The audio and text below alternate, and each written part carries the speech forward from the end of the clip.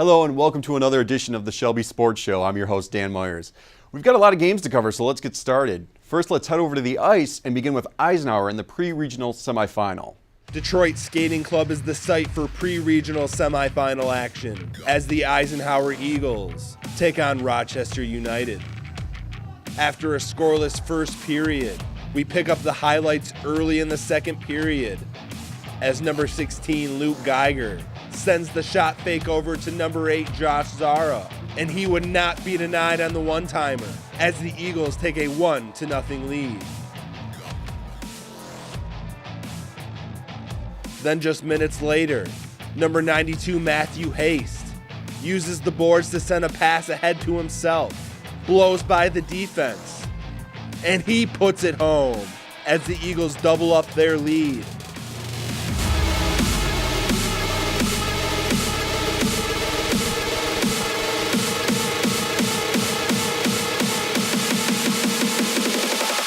Later in the period, the floodgates would officially open as Geiger sends another pass to Zara, and he buries the one-timer, putting the Eagles up 3-0.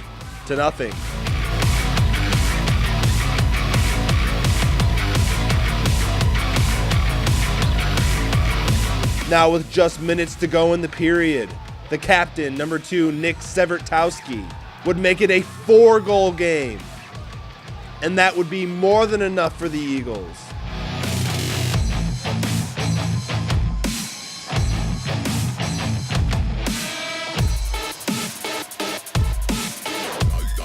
As they would go on to win from a final score of 5-0. With that statement win, it sent Eisenhower to a pre-regional final where they would take on a strong Lake Orion team. Let's head back to the ice to see how they did. Right back at Detroit Skating Club as the Eisenhower Eagles challenge the Lake Orion Dragons in the pre-regional final. The Dragons would open up the scoring early in the first period as number 6 Connor Graham gets to the face-off circle and rips a wrister home, putting Lake Orion up 1-0.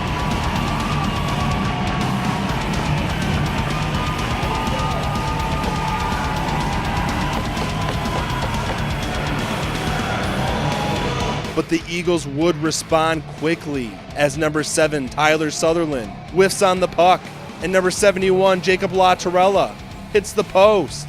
But number 10, Salvo Cipriano, is there to put in the juicy rebound, tying the score at 1.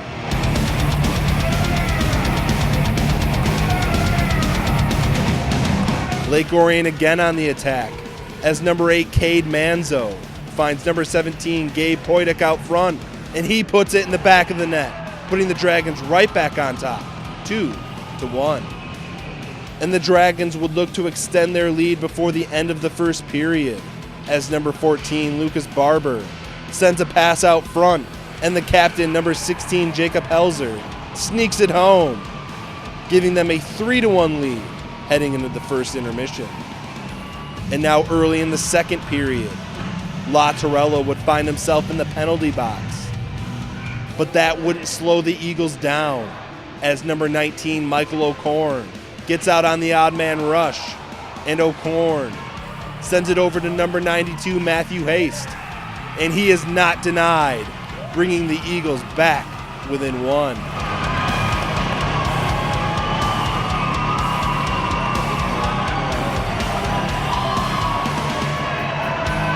The Eagles would then get a golden chance to tie the game at 3. As the Dragons get called for the holding penalty. The Eagles would set up shop on the power play, but number 30, goalie Reed Marshall, makes a save on a deflected shot from the point, leaving up a juicy rebound. But the Eagles can't convert as the Dragons clear the puck out of the zone. Still on the power play, Haste works the puck behind the net, sends a pass out front, but Marshall breaks it up with his stick, and Eisenhower would recycle on the power play, getting another slap shot from the point, but it goes wide of the net, and Lake Orion is able to clear the puck out of the zone.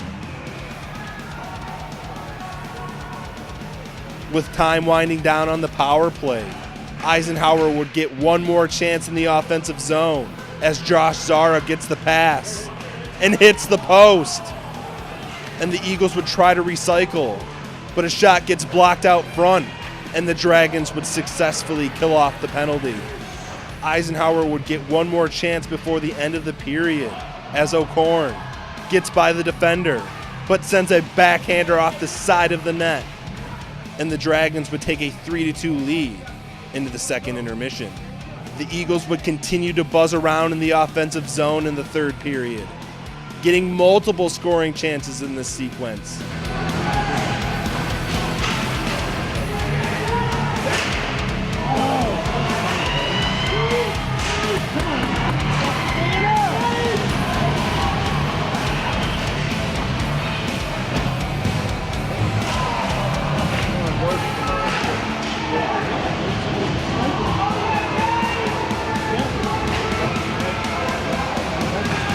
With one last opportunity to tie the game in the closing seconds, the shot from the point gets knocked down out front, and that would end the game as the Lake Orion Dragons go on to win the pre-regional final from a final score of 3-2.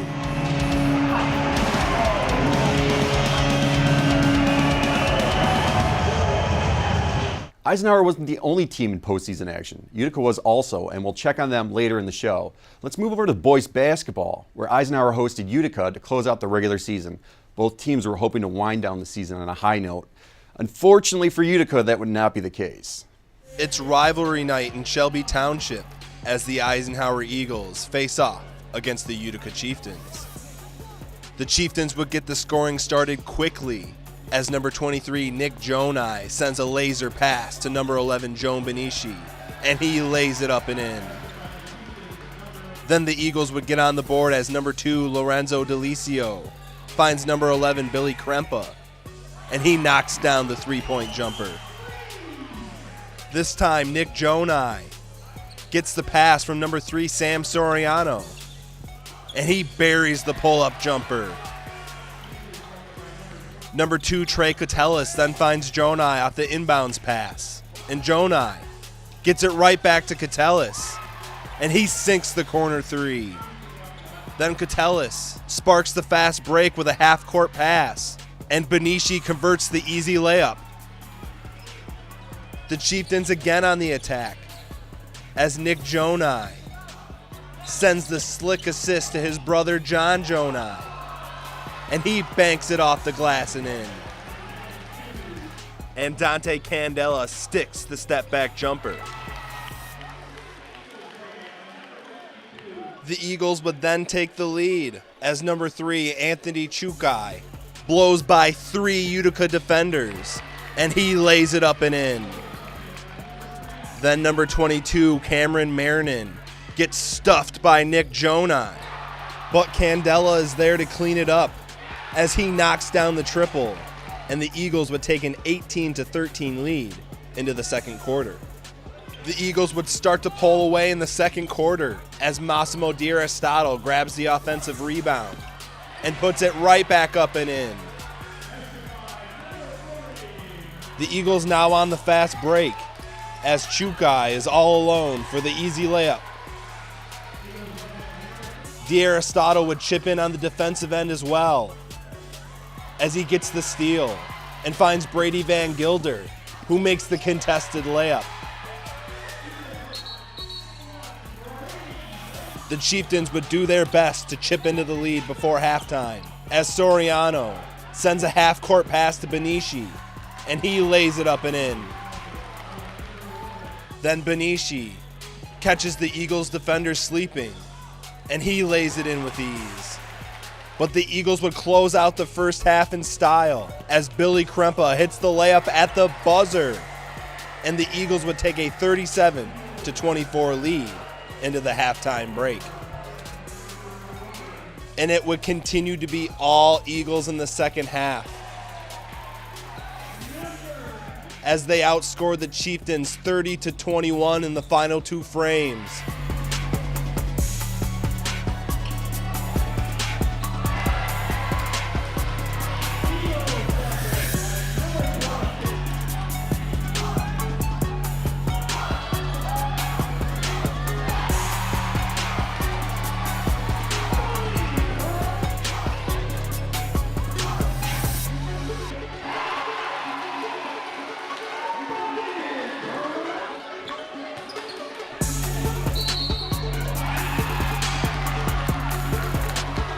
And the Eagles would head into the MAC tournament with a much-needed victory as they go on to win from a final of 67-45. After that loss, the Chieftains hoped to build from it and turn things around in the postseason. As they took on L'Anse Creuse, let's see how they did.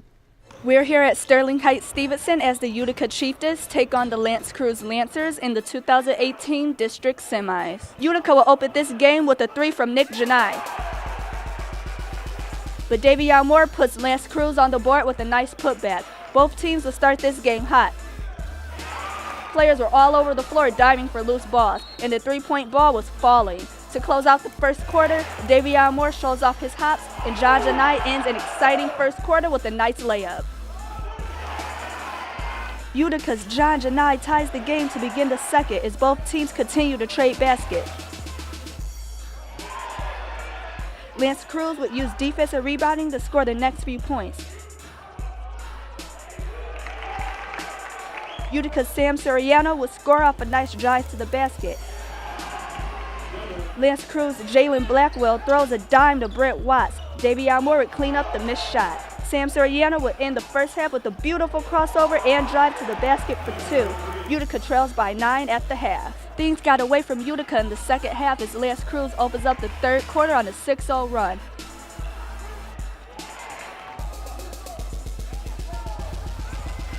Utica keeps fighting as Nick Janai comes up with a nice steal. Beautiful behind-the-back pass between 2 defenders, but would miss the layup at the other end. L'Anse Creuse makes Utica pay with a nice pass from Jordan Johnson to Deshaun Mills to complete the fast break. Joan Beninci will score and complete the and-one play. But L'Anse Creuse's size was just too much for Utica. They ended the third quarter on an 8-0 run. Utica's Joan Beninci opens the fourth quarter with a 3 as Utica uses their defense and energy to get back in this game.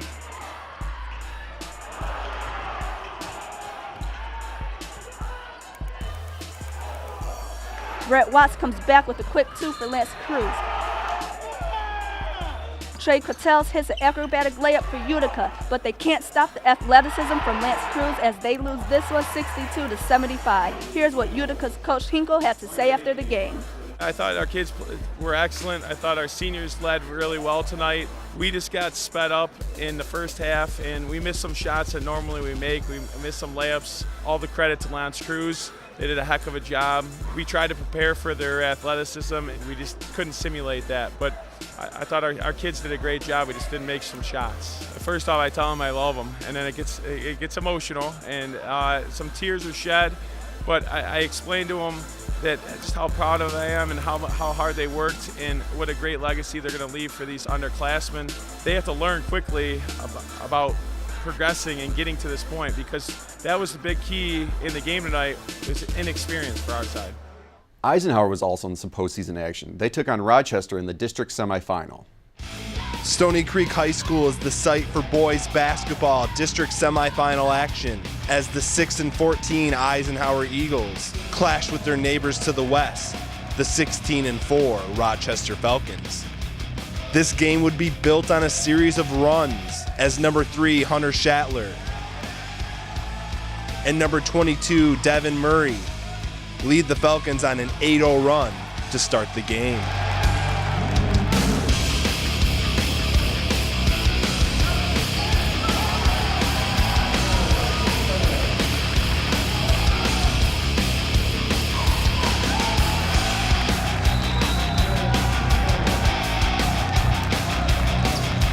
The Eagles would start to stop the bleeding as number 52, Dante Candela, hits the contested layup. Candela drives to the basket again, but kicks it to number 3, Anthony Chukai in the corner, and he knocks down the triple. But Rochester would go on a 12-5 run to end the first quarter, led by Hunter Schattler and number 5, Lamarco Gullidge.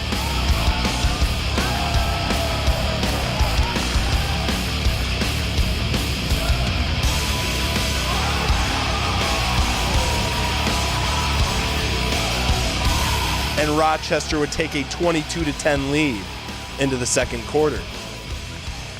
But the Eagles would get right back into the game in the second quarter as they would outscore the Falcons 19-9 in the second frame.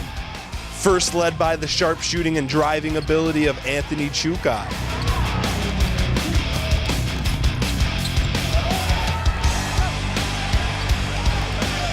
Then number 24, Matteo Candela, would join in on the shooting from deep as he dials in from long distance. Number 2, Lorenzo Delicio, would then close out the second quarter, first with an easy drive to the basket. Then Delicio would knock down another triple for the Eagles as they would trail the Falcons 29-31 heading into halftime. The Eagles would take the lead right out of halftime as number 11, Billy Krempa, finds Chukai, and he knocks down another deep three ball.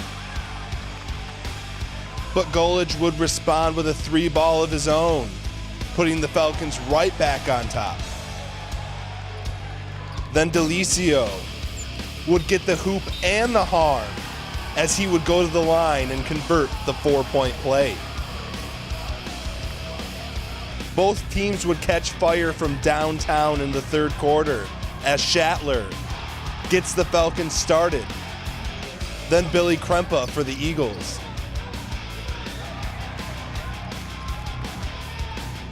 And Shatler again for the Falcons. And Matteo Candela would bring the Eagles back within 2 as he hits again from deep, and the Eagles would trail the Falcons 49-51 heading into the fourth quarter. The Eagles and Falcons would go back and forth in the fourth quarter.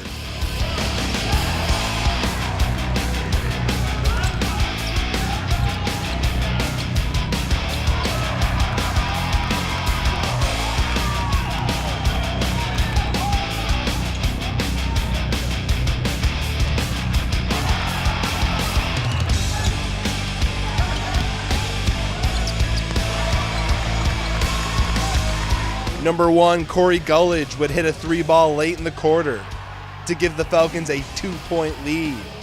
But the Eagles would pull away from there as Dante Candela lays it off the glass and in.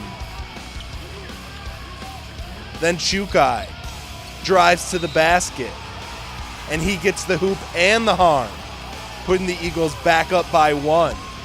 And that's all they would need, knocking down their free throws late to secure a 72-63 victory.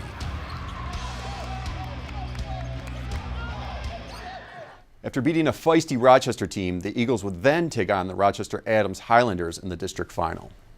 It's win or go home for the Rochester Adams Highlanders and the Eisenhower Eagles as they battle for the district crown.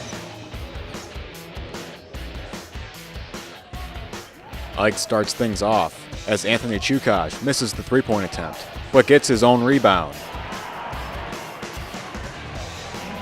Then Peyton Prescorn drives to the basket, and Ryan Lindley finishes the bucket for Adams. Dante Candela responds with this long-range jumper. Then Adams comes right back with this lay-in by Jake Schuler. Dante Candela responds with a nice layup here. And Schuler answers with a three-pointer to put Adams in the lead. The freshman for Adams, Ethan Emerzian, extends their lead with a three. Candela looks for another layup, and Schuler makes a huge block. Anthony Chukai makes the most of this tough shot for 2 points. The other Adams freshman, Jake Emerzian, drains it for 3. Then it's Ryan Lindley this time with a nice block on Cam Marnin. But then Adams turns the ball over to Matteo Candela and capitalizes for a 3. Adams looking to answer with 3 points, but they're robbed by Garrett Robson. Then Chukai forces a turnover for Ike. And Robson gets the easy lay-in. Chukaj connects with Robson again, and this time for 3 points. Ethan Emerzian gets a steal on the Adams defensive end, and he would go full court for the bucket and the foul. And he would connect on the and one. Ike would trail the Highlanders at the half, 30-24. Adams opens up the second half with a bomb from downtown by Jack Jenkins. Billy Krempa makes a nice pass here to Chukaj, and he would be Ike's leading scorer of the night. Then Ethan Emerzian gets a steal and uses his speed once again to drive to the basket for 2 points. Krempa and Chukaj make some offensive pressure here for an easy lay-in. Emerzian makes a long pass here to Peyton Prescorn, who would get the bucket for 2 points. And Emerzian putting on a clinic here with 2 straight 3-point bombs.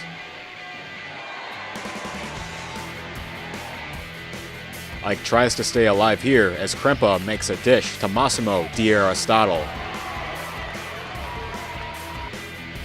Garrett Robson robs Adams again with this reach for the block. But Ethan Emerzian shows off his talents once again as he goes full court for the bucket and the foul. And the Highlanders prove to be too much for the Eagles and take home the district title with the final score, Rochester Adams 63, Eisenhower 45. Let's head back to the ice where Utica was in action against Grosse Pointe South in the pre-regional semifinal. In boys hockey, the Utica Chieftains take on the Grosse Pointe South Blue Devils in pre-regional action.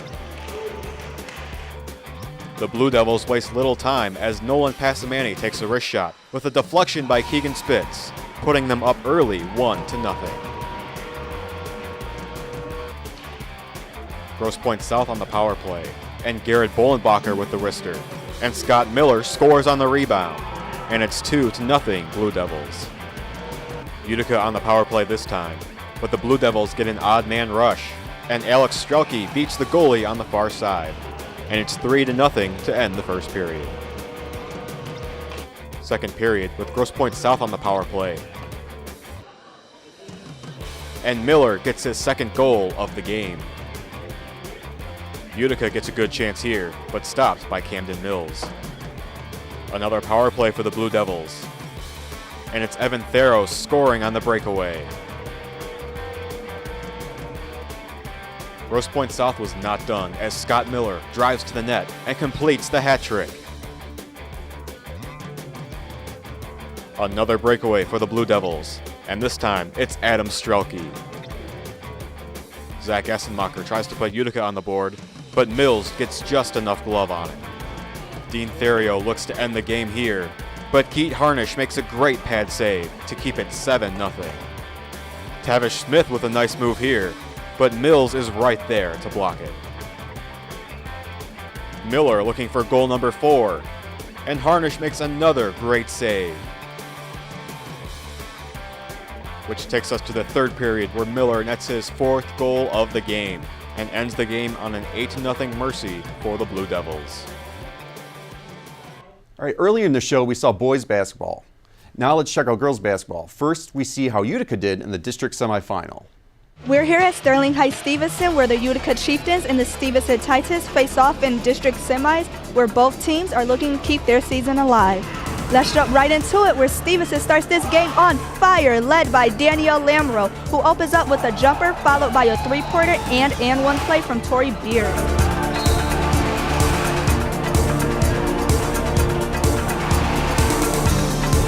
But here comes Utica coming right back with a jumper from Rachel Whitehead and a beautiful layup from Emily Lurkowski. Moving on to the second where Utica struggled to score as Stevenson stayed hot with Tori Beers hitting from downtown at the buzzer to close out the first half.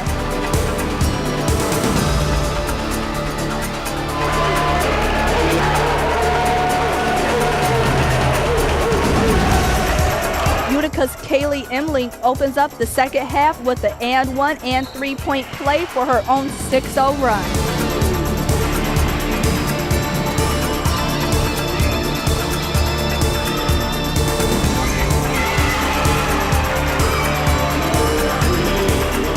Things got interesting in the fourth quarter when Utica, who played lockdown defense, goes on an 11-0 run to start the fourth, led by Rachel Whitehead, who hit 2 threes, and Kaylee Emling, who had 8 fourth quarter points to bring the Chieftains within 5.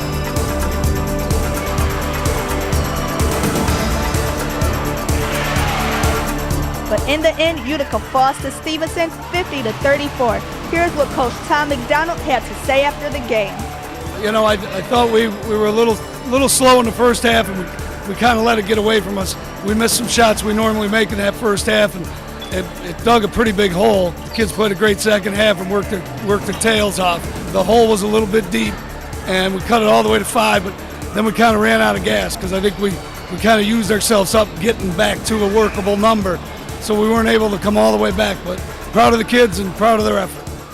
Utica wasn't the only team playing in the district semis. Eisenhower girls took on Rochester Adams. District semifinals, this Eisenhower taking on Rochester Adams. First points for the Eagles, Malin Kosnick from way outside. That's 3 of her 7. Then Lauren DeBow raining down a triple. She was the Eagles' top scorer with 21. Second quarter, Sarah Falloon with a long 2-pointer. Amelia Dronick answering back for the Rochester Adams Highlanders. After the Adams miss, Noelle Dunbar is there for the putback. That was 2 of her 10. Malin Kosnick off the glass and in. Nicole Clare out, raining down a triple. In transition, Lauren DeBow wide open at the other end of the court. Easy lay-in. A back and forth battle. This time, Lauren Petersmark. She was the Highlanders' top scorer with 16. Going into the half, Olivia Stack with 2 points. Eisenhower led 18-17. But the Eagles would not look back after that. Going on a 14-0 run with these 2 triples for Paige Montreal. Another 3 from Lauren DeBow. The Eagles outscored the Highlanders 22-7 in the third quarter. Working hard on the defensive end too, Lauren DeBow taking it coast to coast.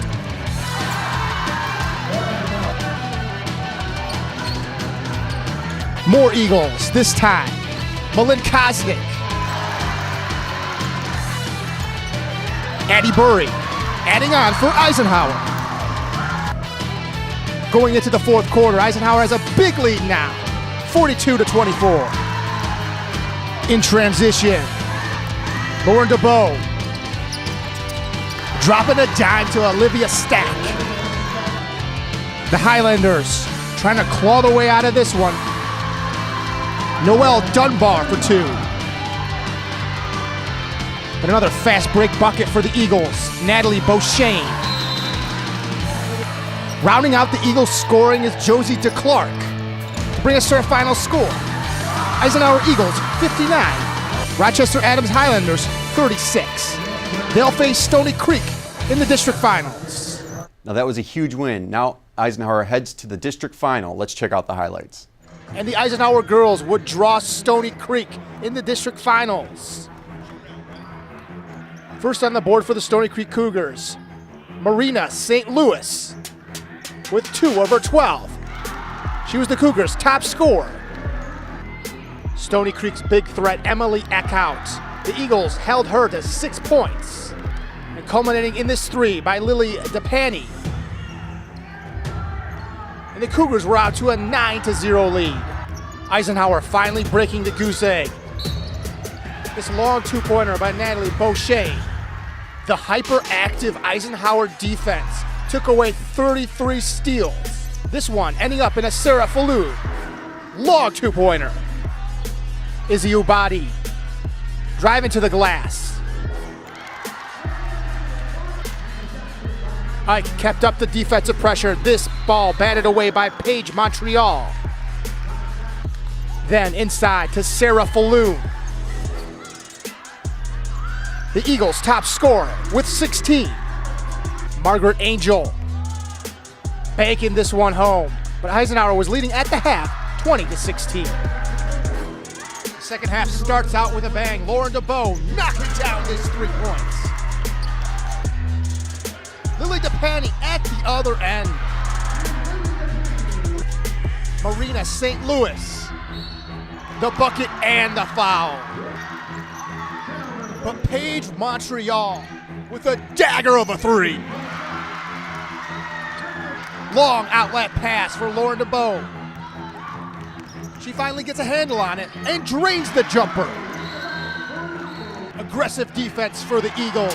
Malin Kosnick stepping in front of this one, bringing it all the way off the glass and in.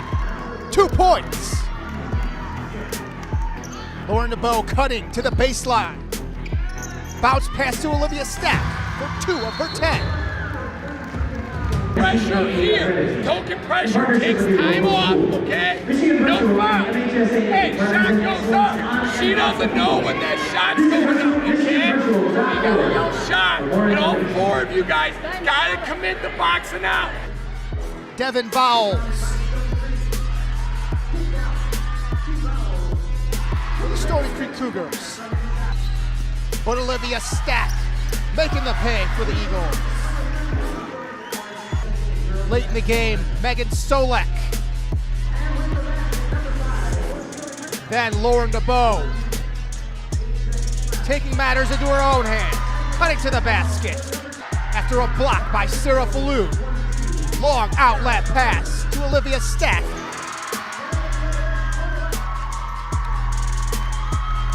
And that would bring us to the end of the game. The Eisenhower Eagles get their first girls district title in 15 years. Final score, Eisenhower Eagles 49, Stony Creek Cougars 33. No, we've had a bad habit of starting games off a little slow, but you know, we came out, got it back to an even game at halftime. Our halftime talk was next 4 minutes, starting quarter, we're hard, and that's what we did. So we kept the game going with, you know, defense, and I'm proud of these girls, and they worked really hard. They earned it. You know, I mean, their defense is very tough to prepare for, and we also know our defense is very tough to prepare for too. You know, we're in your face, old-fashioned man-to-man defense. You know, full court for 32 minutes. Obviously, we knew 33. Eckout was a key for them on offense. Sarah Falloon, Olivia Stack have been our knockdown defensive players the last 5 games, and they've did a great job, you know, neutralizing her. And what we said was, you know, what makes someone else beat us besides 33. After a good showing at districts, the Eisenhower girls headed to regionals where they faced off against Waterford Kettering. And Eisenhower would head to West Bloomfield High School to take on Waterford Kettering in the regional semifinals. After a Kettering miss, Claire Bargon cleaning up the boards. Marissa Brady for the captains. An easy bucket. After Kettering getting out to a 6-point lead, Lauren DeBow finally drains one. Fast break for Ashley Watson. The bucket and the foul. Lauren DeBow slicing her way through defenders. Eisenhower playing from behind for most of the game. Ireland Schoof with 2 of her 8. And Eisenhower trailing after 1, 15-9. Bianca Kaiser raining down a triple. Natalie Beauchesne off of the high glass, 3 points. And after the half, Beauchesne with another tray. After getting her own rebound, Bianca Kaiser finally getting it to fall. Malin Kosnick driving to the bucket. Some defense for the Eagles. Lauren DeBow.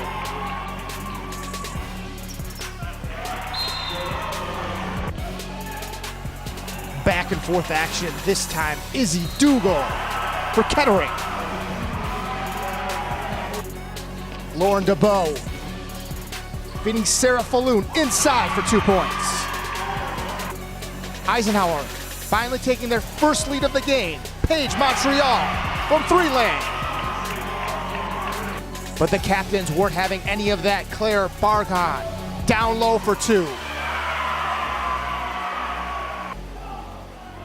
Then Ireland Schoof.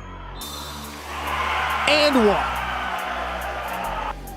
Marissa Brady banking it home for the Waterford Kettering captains. Into the 4th quarter, Sarah Falloon cutting the Kettering lead to 2. Right after, Lauren DeBow with the steal. Inside to Natalie Beauchesne, and we're all tied up at 33. Ireland Schoof again. But Eisenhower answers right back with a big 3 from Page Montreal.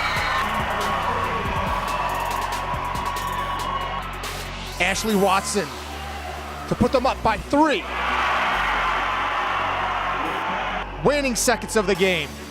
Marissa Brady blocks Natalie Beauchesne. Kettering thinks they have it wrapped up, but Lauren DeBow picks the pocket of a Kettering captain. And to tie it up, she nails it with 42 seconds left. And we're headed to overtime. But the captains put their nose to the grindstone and just wore down the aggressive Eisenhower defense. Natalie Beauchesne, 3 points, putting them within 1. But Eisenhower had to foul. Kettering would nail their free throws to bring us to our final score. Waterford Kettering captains, 48. Eisenhower Eagles, 45. That does it for us here at Shelby Sports. We'll see you next time. For myself and everyone here, thanks for watching.